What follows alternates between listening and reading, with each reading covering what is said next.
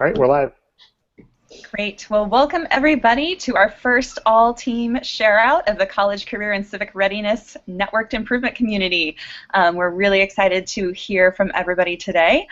So just a little note about format. We're going to hear from each of the teams, and then we'll have a little bit of time to kind of debrief this process since it's the first time that we're doing it. So we want to get some feedback and see if this is something we want to keep doing, make any tweaks that you guys feel are necessary, and then we have just a little bit of housekeeping at the end, but we'll for sure be done by 4:15 and off so that Tom can go pick up his car.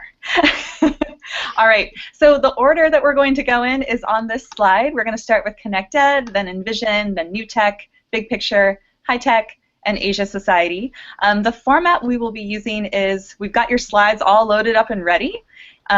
You will each get 3 to 5 minutes to share from your slides, and I'm going to be timing it, so when you hear a little ding, that means you're at 5 minutes, and you basically have like 10 seconds to wrap it up, because we want to make sure that we hear from each of the teams.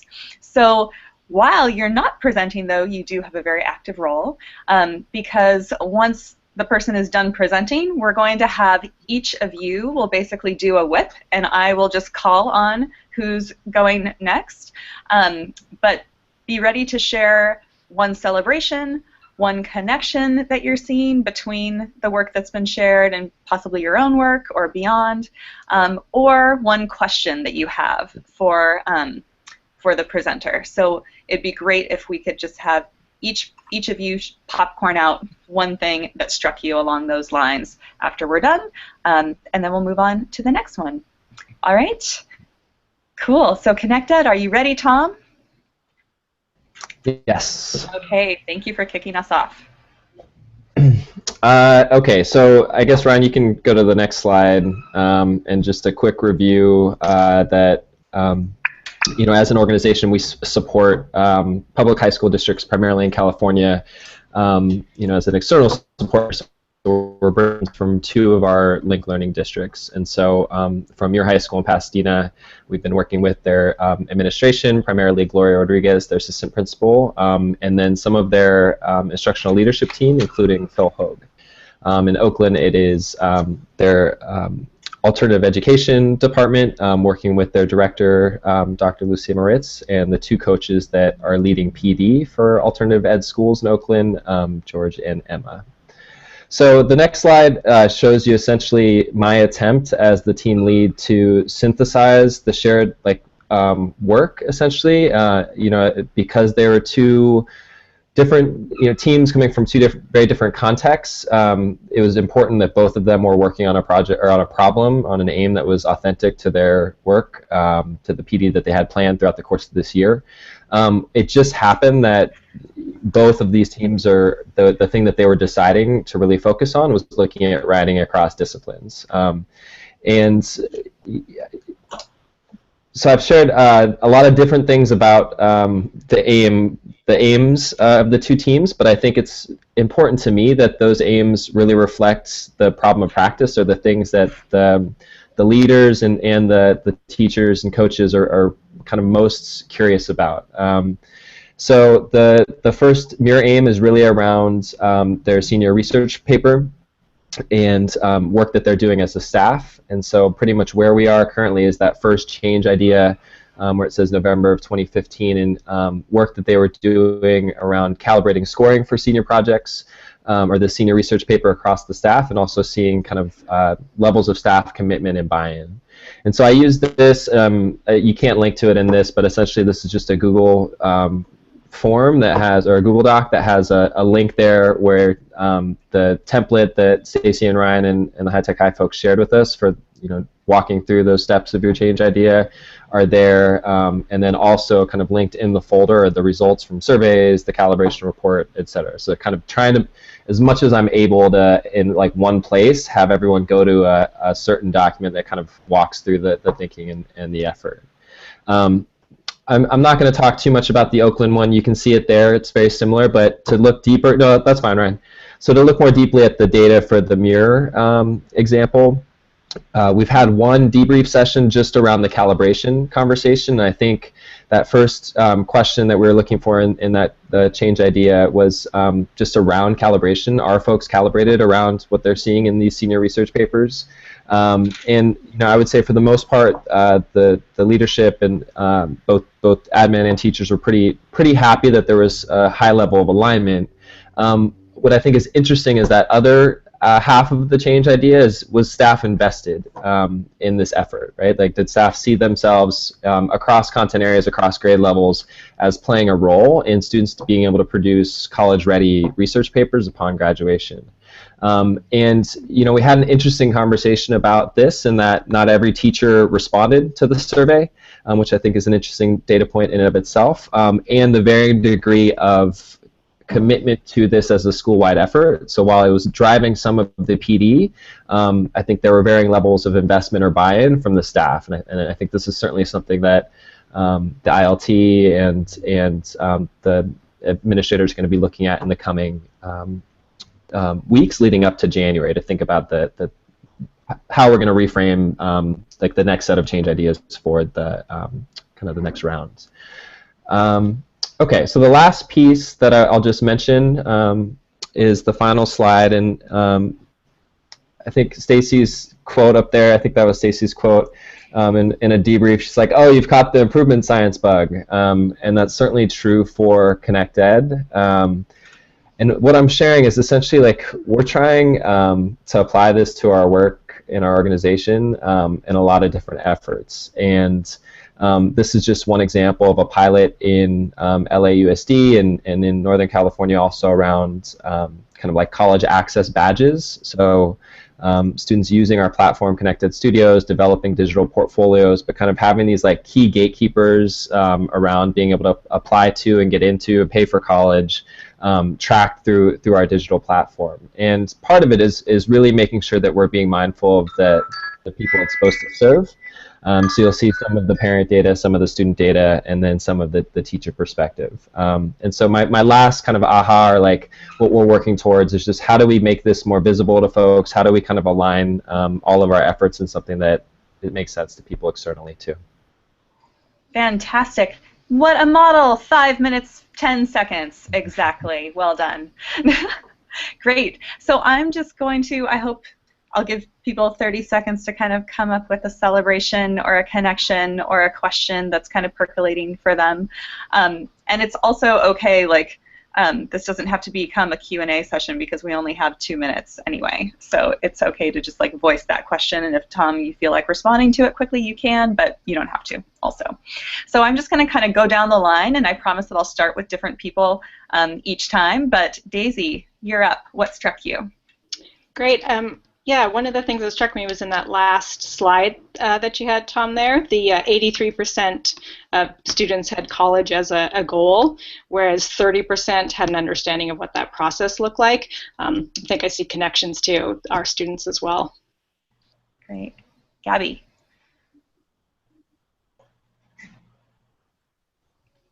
I think she froze. Oh, no. Okay, we'll come back to Gabby. How about Kelly?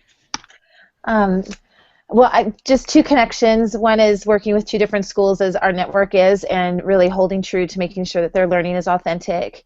And then the same thing, that data that Daisy just shared around having college as a goal, but then not necessarily knowing how to navigate their way there. Great. Nicole? Sorry, yeah. Well, I would also chime in that is relevant data that we also saw within our surveys that we had conducted, that it's definitely a goal, but not knowing necessarily the financial aid pathway. I also wanted to kind of chime in with the connection of like that lack of staff buy-in, and how we get really excited about making these changes and doing all this stuff because, you know, we've kind of worked together, but then we try to bring it back to different school sites. It becomes more challenging to get everybody else on board. Scott? Quick question. Can you go to slide 3? Aren't those the same questions? Next one. That one. Yeah. Aren't those the same questions?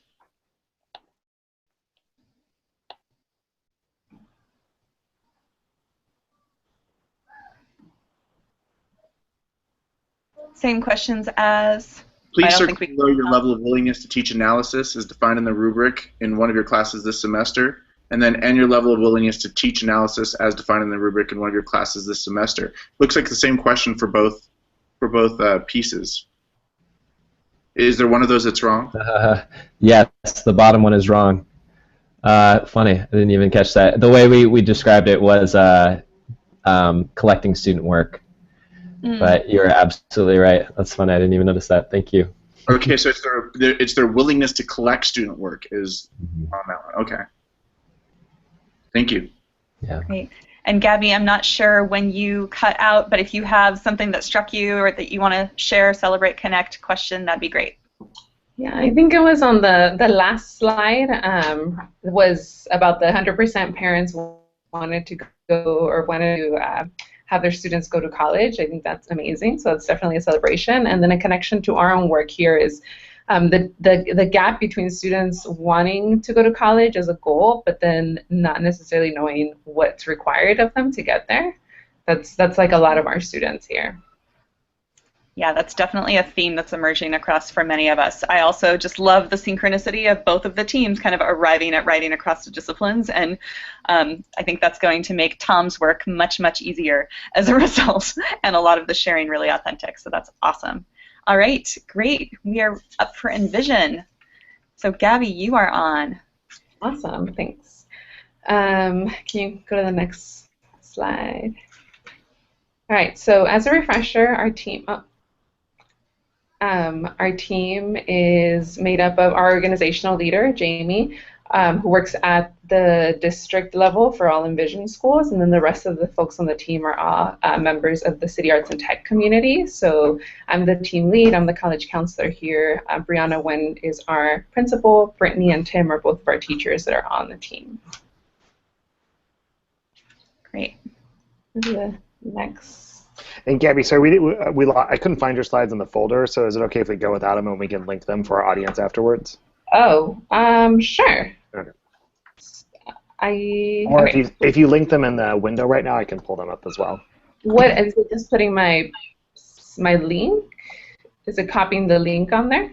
If you put it in the chat, I can pull them up for us. Okay. Great, thank you. Sorry, guys. This doesn't come out of her time, though. I'll just talk really, really fast. Okay, there you go. Okay, so our aim, we sort of have two different ones. Our aim was that by the end of the school year, we would decrease our percentage of students who need remedial math and English courses from 85 to 60%. We also are hoping part of our cycle of inquiry, or what we're focusing on this year, is wanting to collect the data to then create a list of recommendations that outlines ways that we can effectively leverage CAD's resources to better prepare students for college-level work and success in college. And I feel like I've probably mentioned this before, but we do a decent job. I don't want to say we do an amazing job, but we do a decent job of getting our students admitted to college. And so our focus is really like, are we preparing them to be successful once they get there around retention? And so wanting to kind of collect that data to make changes and improvements. The next slide. So our action plan includes a couple different things. So there's sort of a staff piece, and then there's also a piece that's sort of student focused. So we wanted all students to receive information about the exams that are most relevant for their grade level in order to improve their engagement as well as their understanding of what it means to be college ready. So it's sort of a really direct connection to the Connect Ed slides about our students wanting to go but not necessarily knowing what it means to be ready for it. In addition to that would be staff becoming actually familiar with the exams that the students have to take and identify strategies to better prepare the students to be college ready. Part of that would include, so what we went ahead and did was each of the grade levels kind of specializes or has certain tests that they have to focus on per grade level, and those are listed there. So for the seniors, in addition to all the different placement tests, our focus is a little bit more with the City College of San Francisco placement test, because we have a relationship and a partnership with them. For our juniors, the SBACs and the diagnostic exams, we have a partnership with College Spring. which is an organization that comes in and brings San Francisco State University students to come and mentor our students while they're preparing for the SAT in the spring term. For the sophomores, it would be PSAT, and the freshmen is Accelerated Reader, and potentially offering PSAT 9 in the spring. And sort of another thing, and what the teachers are really working on, is SSR in both 9th and 10th grades to improve literacy and improve reading levels. Go to the next. So we can actually skip this one if we can go to the next slide. So one of the pieces of data that we looked at, and we actually looked at this as an entire staff with all of our teachers, because we were thinking of like addressing this question of like what's the gap, right? Is it just living with the students, or is it also with the teachers of having clear expectations or knowing what it is? So we rolled out a professional development session on smarter balance assessment. And this is some of the achievement levels that we received, or the results from the Smarter Balance assessment from the previous school year. So this would be our current seniors. And if you notice on there, we have quite a high number of students. If you look at the City Arts and Technology one, a high number of students that are not meeting standards, or their standards are nearly met, in both English and in math. And math is the one that's a little more concerning for us. So those are the things. If you click to the next slide, there's also a couple other data points of where literacy is broken down into different claims and different categories. So the orange is the percentage of our students that are below standard, and the teal is above standard. The in between are the at or near standard. So we also took this as an opportunity to kind of look at what these new what the new languages that they're using, and what that means in the relationship between EAP, their assessment program, so that we can better assist our students in knowing whether they're ready for college or not, and again, connecting that to the remediation. So from this, our findings, if you can go to the next one, so what we learned was, one, that we recognize that the assessment data may not be accurate due to the fact that this is the first year that we actually get data from this new exam. So understanding that, having nothing to compare it to, but also we were surprised at the amount of teachers that were not aware of SBAC. So last year, we mostly trained our junior teachers because they're the ones administering the exam. But the majority of our staff didn't actually know what the exam was, who was tested, what subjects were tested, or the types of questions that we were asking. And we also found that students were also not aware. They started receiving, we started passing out, we mailed out the SBAC results and also handed them to students, and they just had no clue like what it was, or didn't remember taking it, didn't understand the impact that it has in their education. So there was really no expectations from, or clear expectations from, both the staff and the student perspective. We can go to the next. And so, Gabby, you have 10 seconds left. Okay. So moving forward, what we're doing is we're actually going to be hosting a professional development workshop again next week with our staff to go through, and we're going to give them sample questions from each of these high leverage exams that our students are taking, so that one, they can understand like what types of questions are in there, but also again bettering their practice and thinking about ways to kind of incorporate that into their curriculum. We're also wanting to we're going to do presentations in each of the, and I think I mentioned this, presentations in each of the classes, and also including pre and post surveys for the students. In addition to that, going along with the other pieces that we're doing, we're wanting to send out a survey to all of our alumni to gather college persistence data, as well as organizing an expert convening, and then continuing to do the SSR and STAR testing, which is like their accelerated reader test, and having conferences with our students in the lower division. Great. All right, so I just wanted to say before we kind of launch in with our reactions, anybody who is listening from outside of the room, feel free to post or chat questions or comments in, and Ryan will pass them into here. And you guys are also welcome to chat things into the window if you'd like to do it that way too. But why don't we start in terms of feedback? Let's start with Kelly. Kelly, what's one thing that struck you, or question, comment, connection? Definitely the focus on not only getting kids into college, but ensuring that they are successful once they get there. It's definitely a focus of learning for us as well. Great. Nicole, you're up. I really liked that you reviewed the kind of data with the staff in terms of the actual test and trying to understand it, and was a little bit alarmed that they kind of didn't have a full understanding of what it was. And then I did want to ask how long the SSR is conducted in the 9th and 10th grade?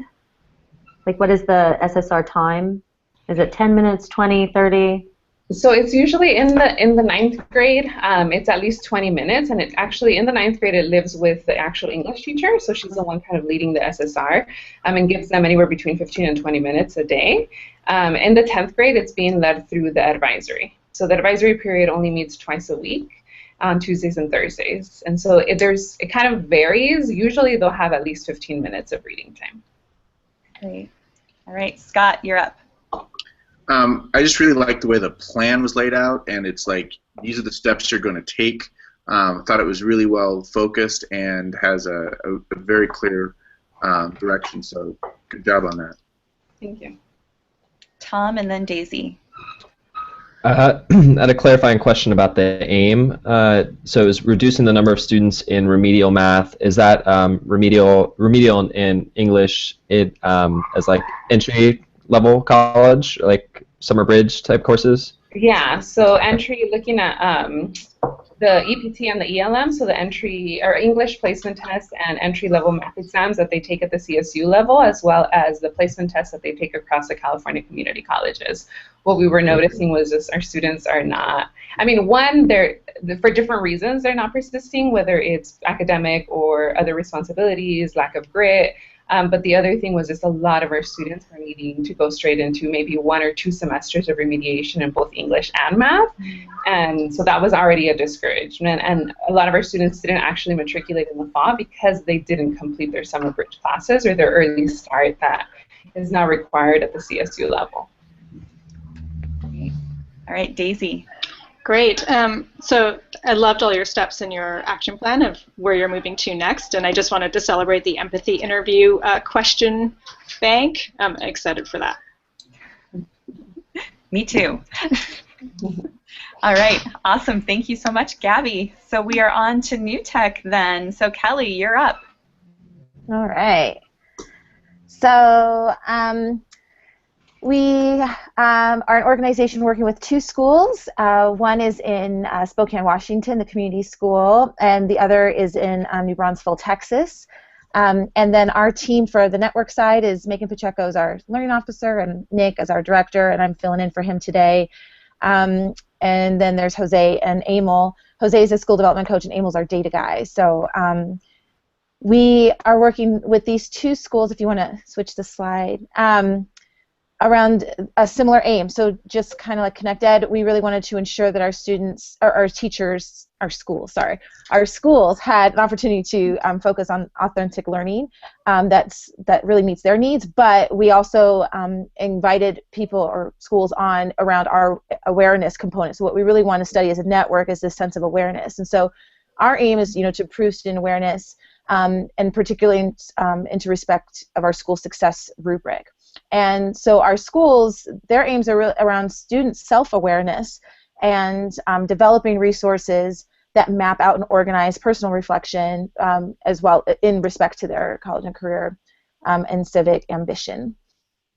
I'm going to switch to the next slide.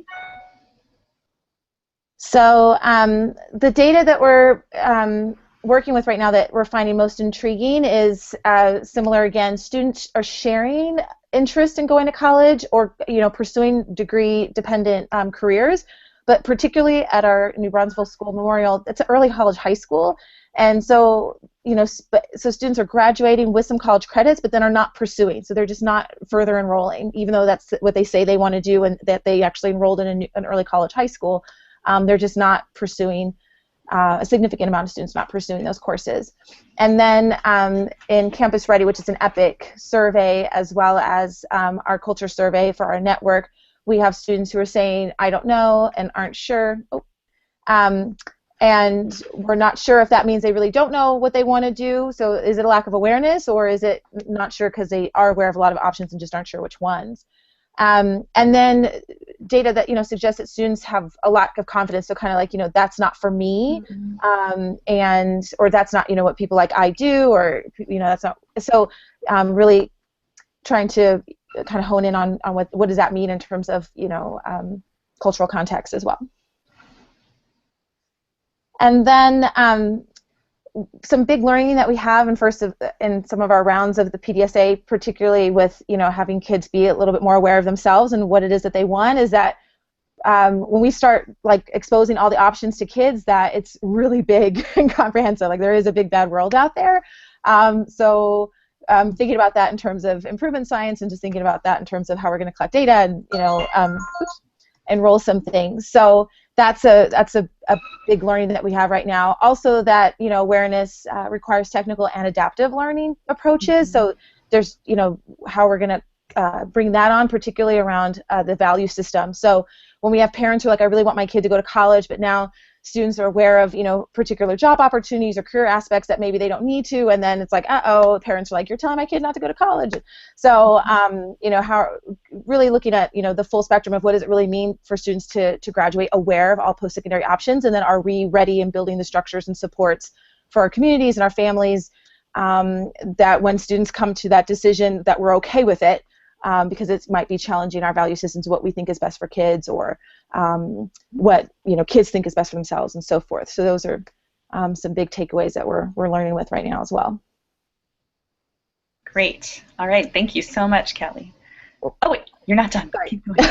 And then just to move forward, we want to dig deeper into structures, into the data collection, and then utilize more consistent resources across our schools. So our schools really want to be consistent with their resources. And then as a network, looking at our personal development with agency, which is a network-wide learning outcome that we have. Now, great. Well done. Okay. 45 minutes or seconds to go, too. Great. All right, so we're going to start with Nicole this time. Nicole, what struck you? The need for data collection was definitely that struck me, and I really like the aims, as I think that the student self-awareness and figuring out resources that map out how to get there are actually similar to the aims that Big Picture Learning has for this project. So definitely connection. Great. And Ryan, can you go back to the new tech, the last slide for them? And Scott, you're up. I was curious, what do you think is causing the lack of confidence of the students, and is there like a plan to address that?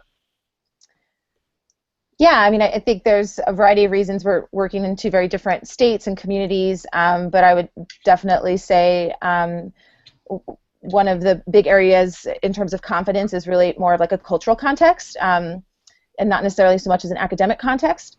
And I think what we're trying to do really to build around that is agency and resources around really aligning kids to know that it is absolutely available, and that it's not like some one even keel plan, that there is a journey, and that it's accessible for all people. So I think also some more community connections and college connections around that, more of like the realistic version of what it means to go to college, versus like the idealized or assumed version that many of our kids express.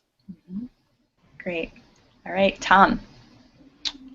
So celebrate the technical and adaptive approach to the awareness campaign, in a sense, because many of the schools in our network struggle with like, when does that awareness campaign happen, which is a pretty technical thing, right? The adaptive is hard enough. So I'm curious, did the two schools have advisory, or is that part of the new tech model generally, or does it live in content area classes? All of the above. So the network has an advisory, both schools do, and in addition to advisory, we expect this conversation to transpire in all of their courses, but really have some dedicated time to exercise this learning in their advisory course. Great. Daisy, you're up. Great. So I just had a question. Have you guys come up with some strategies around that first bullet point for digging deeper into the structures that impact student decisions? No, we haven't. So that's kind of where we are right now, is how to do that, and specifically in honor of the needs of our individual schools, and then also like to meet that network learning as well. All right, Gabby. Oh, I think you're muted, Gabby. Okay, just kidding. Hi. I was wondering if there was like a plan of how to involve parents. I know that you mentioned that in something that we struggle with, of like how to make sure that you're offering alternative post-secondary education options, but that it's something that's in line with the family support and all of that. That's definitely something that we struggle with, particularly for students that maybe have IEPs and that have like really need intense accommodations. Like, is there a plan of how to incorporate or kind of invite parents to be a part of that conversation? Yeah, so at one of our schools, the community school, they have exhibitions, and we're inviting parents into that, and now really kind of incorporating a component of college and career readiness discourse, which then they will have all 4 years around where they are, what they're learning, what their interests are, how their academic performance is. So parents will connect twice a year and really talk about their college preparation and their plans with that school. And then, New Brunswick, again, Memorial's an early college high school, so those parents, when they enroll into that school, and then of course when they check in, are engaged. But I think they want to be more explicit with their parents, particularly with this roadmap and videos that they have students do, that they are part of that conversation and journey with them. Great.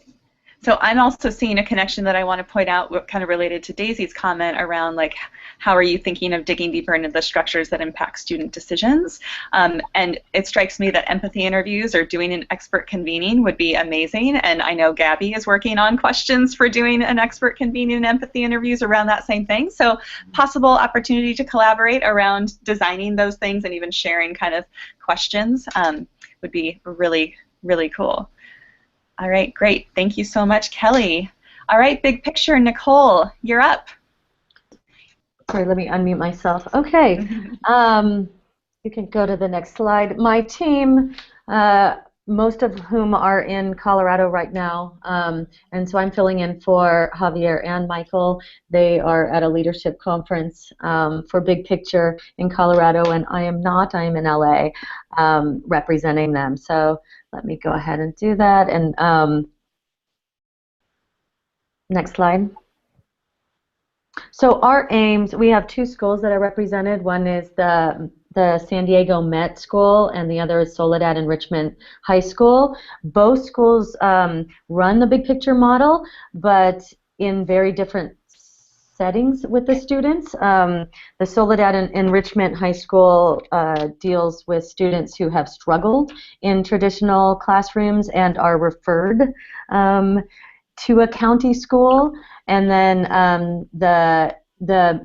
the San Diego Met is on a college campus and is more. It is a district school as well, but it's a school of choice. All right, so needless to say, our aims are to increase the positive self-concept of belonging to college. Notice that there is an X for percentage because we were unclear what that would be and how we would measure it, which is why we started to conduct initial surveys of what our students right now, baseline at both of the schools, actually feel about going to college and career, and I'm going to show you some of that data. And then the second is to implement, which is also to create, a post-secondary planning tool that kind of is built over a 4-year course period for teachers, in our case, we call them advisors, to utilize. Next slide. Okay, so this data was from the San Diego Met, and I know of at least 3 different jobs I might like to have after graduation. It was sort of surprising that there were 27% that didn't agree. That was like a large number, considering that we have a very strong internship program at the San Diego Met. Next slide. Okay. So this piece of data, and I'm going to add some data from the Soledad School as well, but it's not on here. So what we found, and this is kind of data points from the San Diego Met School, is that 34% of the student population was unclear about a post-secondary career path. That was different than the results for the Soledad School in Los Angeles, which was kind of surprising and interesting. And then really what they found with their data points was that students were participating in internships, and you would think that they were being able to explore their interests and skill sets, but what we found is that there wasn't a connection, and that they actually were even more unclear about what kind of career path that they wanted after high school. So next slide. um, these are okay. So based on the data from the Met San Diego, really wanting to partner with CPP to utilize the Strength Finder and Strong Interest Inventory Guide to support students in selecting internships and career paths based on their skills and strengths and interests, designing enrichment opportunities to build schools' culture to further support the engagement of all students in pursuing internships that are based on their interests, and aligning courses that might be with that, align with that a little bit better, and then actually having staff participate in this process to really kind of understand how there's a connection between the surveys and actually advising students for internships, and then maybe participating in a long-term study with CPP.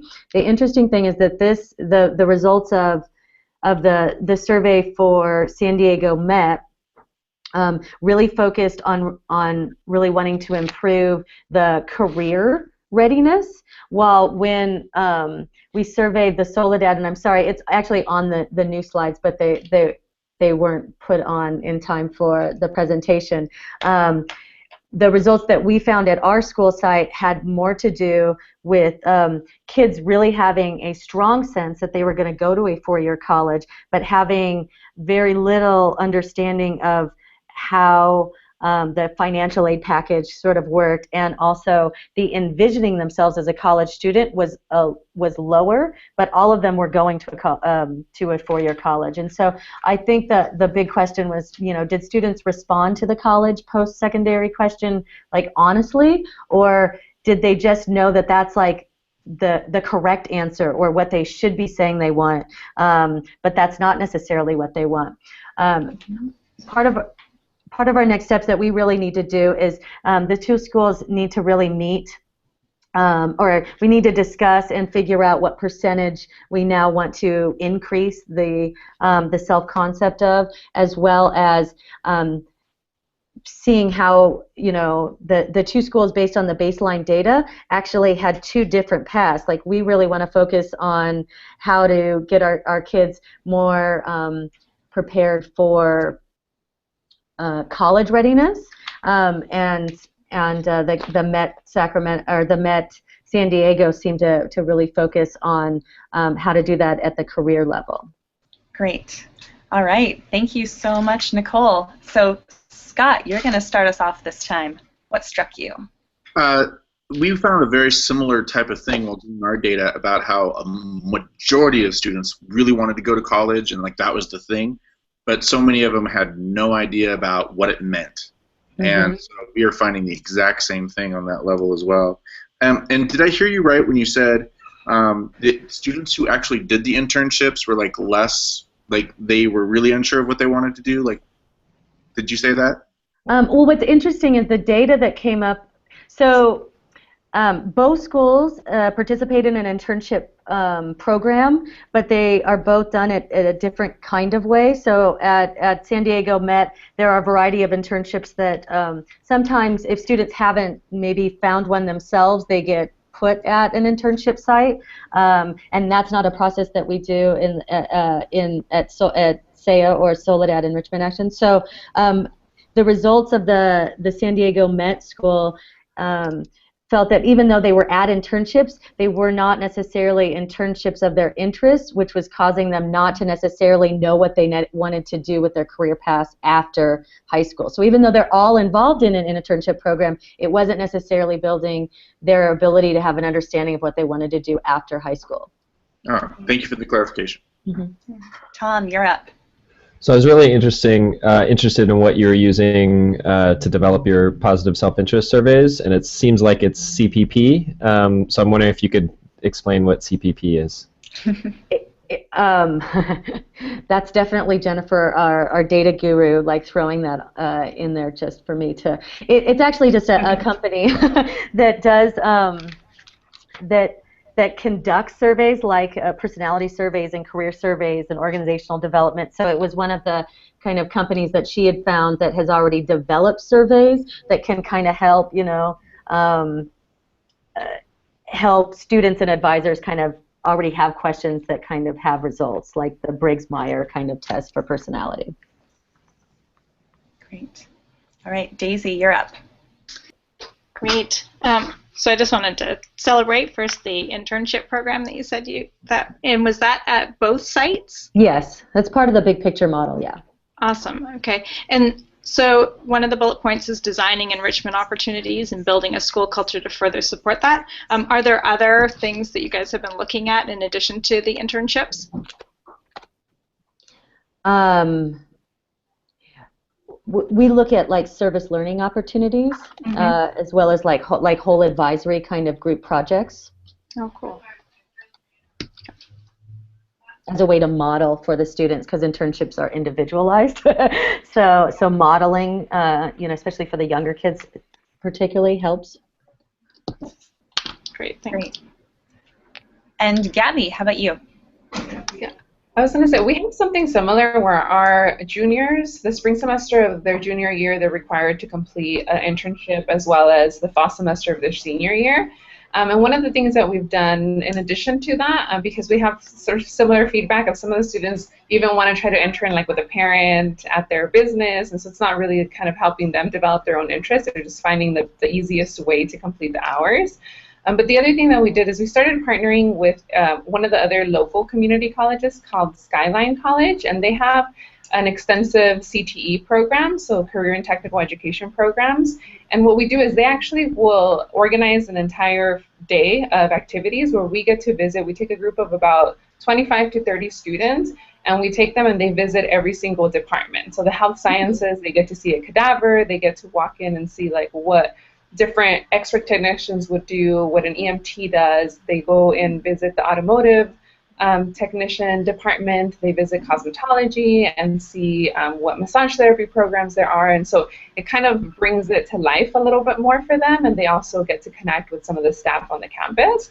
So that's been really great for us because a lot of our students are really excited and don't necessarily feel that negative stigma of going to a community college because they've found something that they're excited about. And so that's kind of a connection that we've been able to make with careers.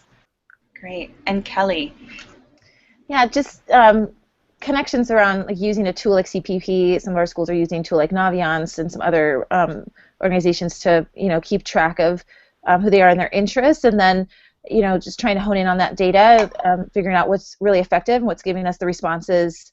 Again, students say they want to go to college, but then the responses differ and follow-up questions. And so how do we really develop better surveys and/or, how do we ensure students are, authentically answering questions and not like there's the right answer? So just kind of brought up that value system that we're kind of juggling with in terms of what does it mean, when we think about post-secondary options. Great. And we have a comment from Ben Daly in the audience as well, that one of the pieces of when the experts in quotes here talk about belongingness, they often talk about belongingness as a means to another aim, whether it's about college persistence or higher college GPA or things like that, as opposed to trying to measure belongingness itself and improve. So it sounds like belongingness in general is a theme emerging across our schools, and we actually have some interesting interventions that we've been trying that we're happy to share with the whole network, because that is definitely an emerging theme, which is very cool. Great. All right. Thank you, Great. everyone. Thanks, Nicole. Thanks. Daisy, you are up. Great. Okay. So this work I want to share about is primarily started by Isaac Jones, who's the director of High Tech High North County, one of our schools up north. And if we can pop to the next slide. And so it starts with a story that I think we probably heard at the launch, where he was helping one of his advisees fill out the college application process, and then ran across a stumbling block where he didn't realize what courses should be listed where, like what our A through G courses are, and then how the high-tech high versions correspond to the UC application. And so he then embarked on a process of applying to college. So he applied to the Cal State schools and the UC schools. And through that experience, realized that there was a number of spots that were really tricky to navigate for students, and decided to focus primarily on the application process. So if we can pop to the next slide real quick. Great. So the aim put in place at the beginning of last year that has continued on to this year is that all seniors apply to a four-year college in spring of 2015. That has since evolved to the 2016 aim, which is that all seniors will apply to both three schools, a safety, a target, and a reach school. And we specifically decided to look at the application process. And so if you can go ahead and pop to the next slide, go for it. All right, so the results from last year, the green, just to quickly highlight it there, is our High-Tech High North County over a series of years. And there was a significant jump in number of graduates going directly to a four-year college between 2014 and 2015. So trying to build on this success, you can go ahead and pop to the next slide. In order to have the students apply to those three different schools, and a bunch of empathy interviews were conducted, and the course of action was decided to offer a free after-school SAT course for seniors. All the advisors at High-Tech High North County went through a training and are expected to work with all students in the college app process for their seniors that they have. They set up a series of college application workshops that seniors could sign up for. And then they held a sort of one-day intensive app fest where seniors went and met with their advisors and could work on their personal statements or the application process. And then they also decided that they would support 11th grade, all the 11th grade students doing their personal statement writing during 11th grade so that they had a rough draft to launch into 12th grade with. And so if we could pop to the next slide. So early data collection around these new intervention measures. The number of seniors that have already taken the SAT or ACT is now 98%. The percentage of students who attended one of the 15 weekly workshops was 40%. And Tricia is the High-Tech High North County College counselor, and 100% of the students have booked in their one-on-one consultation with her. Some additional PSAT data is that 99% of the 11th grades have participated in 98 of our 10th and 96 of our 9th grade. And then just mentioning the App Fest. So we're in the process of seeing how that affects our numbers this year, but that's our progress so far. Great, thank you, Daisy. All right, so Gabby, can kick us off. So this is exciting. Congratulations on all the data points. It seems really impressive that the huge jump and the improvement in students applying. I was curious around the advisor training. It sounds like your model is very similar to what we do here, and that our teachers are advisors and they're the ones that are sort of their first point of contact with myself as the counselor. But I'm wondering what the training looks like for those senior advisors. So I think a lot of it is just building awareness around, and Brian, you might have some more specifics on what the actual training looked like, but building awareness around the fact that the students needed help filling out the application. And so I believe that the advisors were coached in how to help fill out the application, and as well as writing the personal statements. All of the advisors were sort of advised around what a personal statement should include and what colleges are looking for, and then helped with the editing process. And Tricia Abdullah, our college counselor, actually did 3 one-hour PD workshops specifically geared towards just the college application process to kind of rev up to that. Awesome. Great. Thank you. Kelly. Oh, I think you're muted, Kelly. Here I am. So awesome, numbers in the increase of applications and attendance for college. I'm curious, you talked about a safety school, a target school, and a reach school, and I'm curious how you come to the conclusion of how a school is deemed one of those categories, and what does that mean in terms of the student acceptance process, and do they determine that? Do you guys determine that? And then how do we kind of distinguish which one they choose to go to? Right. So we use Naviance with our school. I know somebody here mentioned it. So in order to gain acceptance into a California state school, there's a minimum required combination score between your SATs and your GPA. And so when looking in Naviance, it'll actually show you where you fall on that. And then the schools report this is our minimum, but here's where we're accepting from. And so you can kind of graph yourself and realize that, okay, this is a school that probably will accept me. I seem to, meet all the requirements handily. A target school is probably somewhere right that does match exactly where you are, and then a reach school is something that might be just slightly beyond, but hopefully your personal statement or that aspect can kind of bump you above. Thanks. Nicole?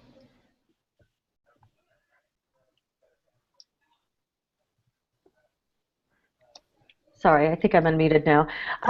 I'm curious about the percentage of students that are obviously participating in the PSAT, because I noticed that you have the 11th grade participate in the PSAT. When do you start having students actually take the SAT? Do you wait until the senior year, or do you actually do it in the spring of the junior year?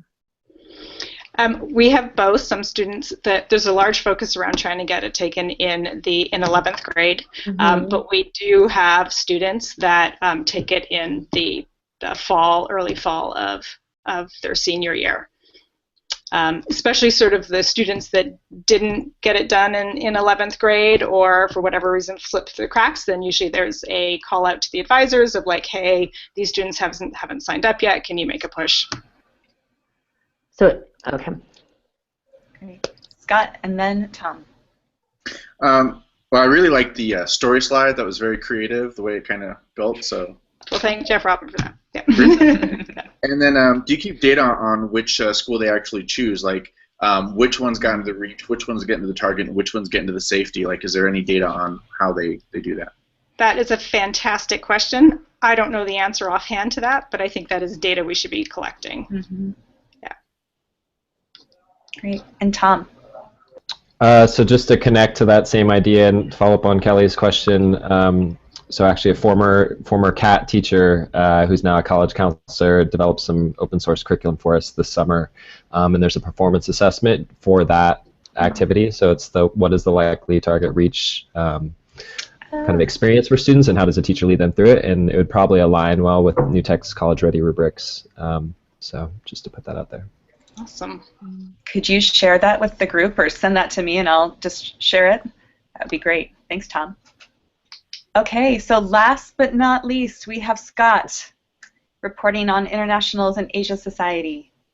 Yes, all right. So there's our pretty picture. Go to the next slide. There's our pretty people. And so this goes to our aim. So we want the kids to be better aware of the college and career options, and we want to be able to track their progress once they've graduated high school. So those are like kind of our two big goals there. So flip me. All right, so these are our three action plan drivers.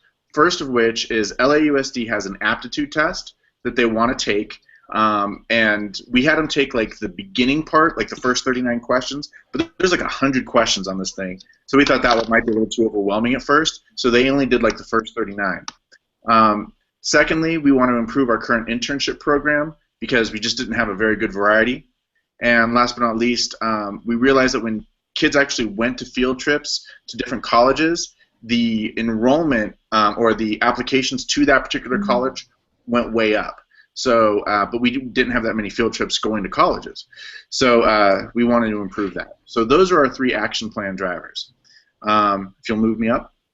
So one of the pieces of data that intrigued us, and this kind of goes back to what Nicole was talking about, was these were how our data laid out. So 105 ninth graders taking it, and see, this was throwing me off. This used to match the college work military.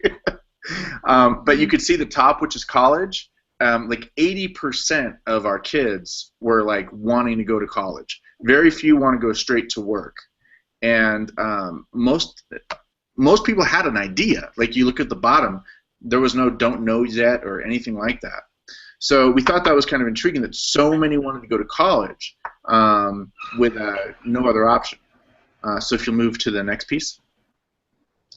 So when we took the survey with the kids, what we wanted to do is we wanted to look at the career matches they got. So the top 5 that the career kind of paired them with. Then we looked at the career interests. These are the things that the kids said that they wanted to do. And then we wanted to check to see if they actually fit with one another. And interestingly enough, the yes and mostly hit at about 50%, and the no and partly hit at about 50%. So a lot of kids walked away from this aptitude test feeling like they didn't know if it was a really good tool for them to kind of choose their career from. But I went in and watched some of the discussions that teachers were having with the kids around it, and the way the discussions were run, very much in a council environment where the kids were just kind of talking but weren't receiving any feedback whatsoever, is that a lot of them were misunderstanding what the data was saying. So there was one student who discovered that, actually, can you go to the next slide? And then actually the next one, because that's what we just kind of discussed. Right there. You notice on the bottom we have this one student, and they told him that he should be a priest. And he's like, I'm an atheist. And so he was like, I just don't get that. But he didn't look at the other four in conjunction with it, and they were like motivational speaker, comedian, and he didn't realize that it was something that was like a place for public speaking, you're being influential. And so I think conversations around the results would have actually been very beneficial, and not just them saying what they got. So that's something I wanted to kind of develop. And then also back to what Nicole was saying, the majority of those students didn't feel that they understood the requirements for getting into a four-year college right out of school, but almost all of them said that that's what they wanted to do. 80% are planning on going to a four-year college without any idea of what it means. And then according to the aptitude test, found only 50%. Okay, good. And then, yeah, okay, I said all these things. Great. I didn't even read the slide. Fantastic. So let's move to the last one. And this is where we're at moving forward. So we're going to have them take all 100 questions and finish the aptitude test, because we want to see if it increases that 50% of interest to what it matches rate. And if you actually want to see, okay, and this it says have students take a survey about where they are now and comparing it to the results of the aptitude test. And it says here's a link to the survey. This survey is asking kids who've already graduated, like where they're at, what they've done. So if you're interested in sending this out to some alumni and just kind of following what they're doing, this is something that we've just recently done. We launched it last week, and we received back about 18 students who came back with it now. Great. And okay. That picture on the bottom right there, that's the link at our website. Great, thank you, Scott. Okay, Tom, reactions, questions? So I guess I connect with that great anecdote of the student who took the career survey who's an atheist that was suggested to be done. And I think I guess it reflects some of my reservations with those surveys, and a lot of our schools take them through Naviance or Career Cruising or CaliforniaColleges.edu. And I think one thing that I think is somewhat challenging is a lot of the jobs that are recommended for students might not exist by the time that those students enter the workforce. And certainly, 20 years from now, that survey, what the jobs that we're preparing students for are probably going to look very different than the answers that are going to be generated by those types of surveys. Agreed. Yeah, Daisy. I just wanted to celebrate the field trips to colleges. I love that little anecdote that the application rates skyrocketed for ones that you'd visited. I think that's a great piece. Thank you. Gabby. I wanted to celebrate the work that you're doing with the internships. We have an internship program, and I think it's difficult to manage. I feel like there's other questions that I have the opportunity to ask you when we met on Monday. But yeah, it sounds like you all are doing great work, and there's a lot of what I appreciated is really impressive is that you have a lot of drivers kind of working at the same time, which is great. You're kind of pushing through a lot of different projects at once. Great. Kelly. Yeah, just celebrating the internships and like the experience of going to a college and experience of exploring a career. And I too kind of resonate with Tom's concern about these aptitude tests, or just really it is great to talk about careers, but I also wonder about like the other elements of what it means to go to college and be in a career, and just all those other factors of time and family and location and financial means and all those things, and just wonder I see a lack in that. So I wonder about like how we can create better tools that are a little bit more holistic around what does it mean to really be, what is it, what I really want in my life, beyond just what I want to do, 40 to 70 to 100 hours a week, depending on your career. Great. All right, Nicole.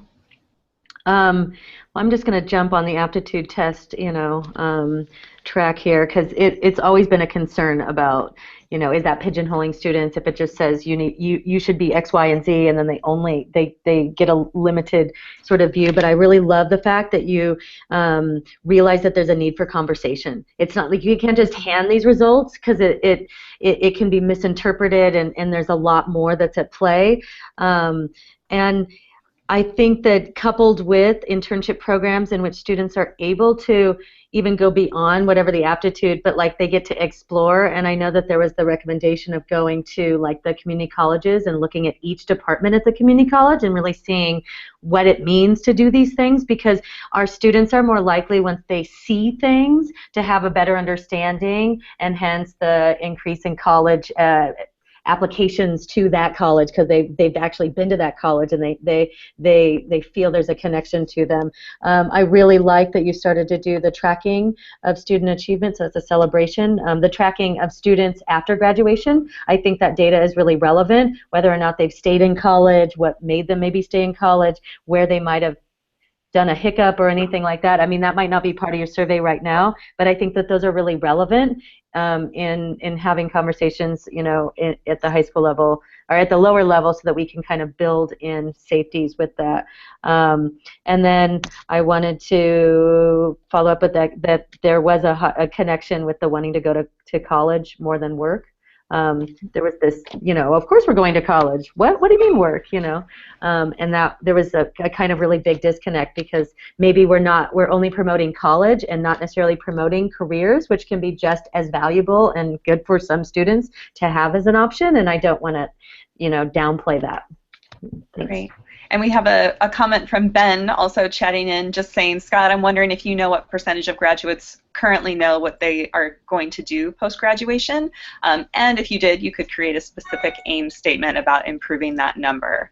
So that is in the chat box if you want to think about that and possible ways to dig into the data further.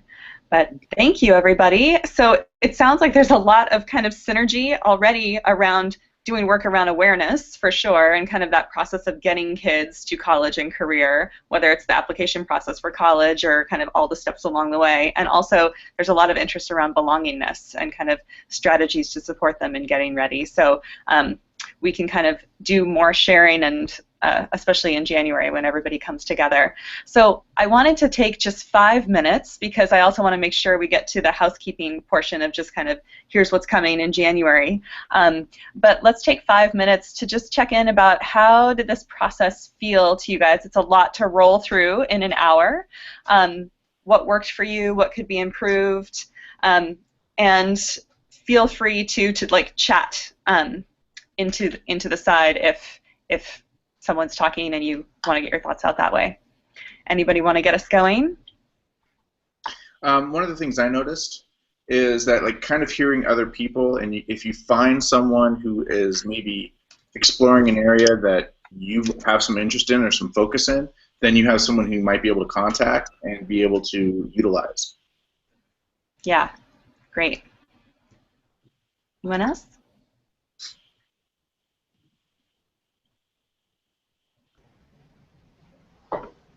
So I appreciate just the opportunity to share, and have heard clearly that the improvement review process has been really helpful for the high-tech high folks doing this. I guess I worry about just the rapid fire nature of it. It feels, I guess it feels like there's so much story to tell. It's hard to tell a manageable portion of it, and one that might help us, to Scott's point, like compare more apples to apples. But overall, I think it's helpful. Yes, and I totally agree. And just so you know, Tom, because I think you weren't able to join us on the last one, the improvement reviews are one team for the whole time. So it's a much deeper kind of dig into a particular organization and their dilemma. But I hear you. I feel the same about the rapid fire nature as well. Anyone else? Things that worked, things that you would tweak? Should we keep doing these? There is one thing also that I think was helpful. Putting the kind of presentation together, getting the slides together, really kind of made you think about how far you've come already, and then like where you still need to go. Or maybe sometimes if you don't sit down and create something like this, it just you're moving without reflecting, and so that can be helpful as well. Great. How about anything from the ladies in the room? I like the process of just sharing out like quickly and you kind of forcing all of us to do that. It actually, you know, helps us stay focused and then really kind of identify connections between the projects. I really appreciate that, actually. Great. Yeah, I want to apologize for getting disconnected like all the time. I'm trying different rooms. I'm in a different person's office today. I only got disconnected once, so hopefully that's been the greatest challenge for me. But I really appreciate being able to share out, and in a lot of ways, this is really helpful for me since I'm the only counselor at this school. It feels very isolating at times to do the work that I'm doing, and so having you all here, even though we're focusing on different things, but it's all sort of for the same goal, is really nice. All right. So, Kelly, Daisy, feel free to jump in if you'd like or chat something in. I'm noticing there's something in the chat that I think is a cool idea, possibly picking one problem to share on instead of trying to capture all the work that's going on in the team, but really just focusing on like one problem, sharing the data, the PDSAs, what we're learning from experts. That could be a frame to kind of keep that scope like narrow enough that it's easier to capture in a short time frame like this. Great. So I'm going to go ahead and scroll to the next slide because I wanted to just highlight some things that are coming up for folks, and then I also want to highlight kind of an aha like moment that we're having and provide some coaching strategies to you guys around it. So January, next month, happy holidays, everybody.